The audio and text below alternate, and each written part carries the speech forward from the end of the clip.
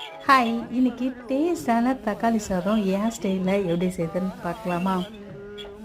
பேனில் 5 table spoon நல்லெண்ணெய், 1 table spoon கடுகு, 1 டேபிள் ஸ்பூன் ஜீரகம் போட்டு தாளிச்சிட்டு, இது கூடவே ஒரு பெரிய வெங்காயம், 3 பச்சை மிளகா போட்டு நல்லா வதக்கிட்டு, வெங்காயம் நல்லா வதங்கி வந்ததுக்கப்புறம் 1 டேபிள் ஸ்பூன் இஞ்சி பூண்டு பேஸ்ட்டு அதையும் சேர்த்து நல்லா வதக்கிக்கலாம். பச்சை வாசனை போனதுக்கப்புறமா நான் இன்றைக்கி ஒரு 10 தக்காளியை நீல வாக்கில் கட் பண்ணி வச்சுக்கிறேன்.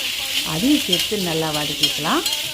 நல்லா வதங்கினதுக்கப்புறமா தேவையான அளவு உப்பு, 2 table spoon chilli powder, 3 table spoon மல்லித்தூள், 1/4 டீஸ்பூன் மஞ்சள்தூள் போட்டு அதையும் நல்லா வதக்கிக்கலாம். தக்காளி இந்த மாதிரி நல்லா குழஞ்சி வந்ததுக்கப்புறம் இன்றைக்கி நான் ஒரு 1.5 டம்ளர் அரிசி ஊற வச்சுருக்கேன். அதையும் சேர்த்து நல்லா கலந்து விட்டு சாப்பாட்டுக்கு தேவையான தண்ணியும் சேர்த்து கருவேப்பிலை, கொத்தமல்லி, 1 டேபிள் ஸ்பூன் நெய் சேர்த்து மூடி வச்சிடலாம். அவ்வளோதான், ஒரு சூப்பரான தக்காளி சாதம் ரெடி ஆகிடும். கண்டிப்பாக நீங்கள் ட்ரை பண்ணுங்கள்.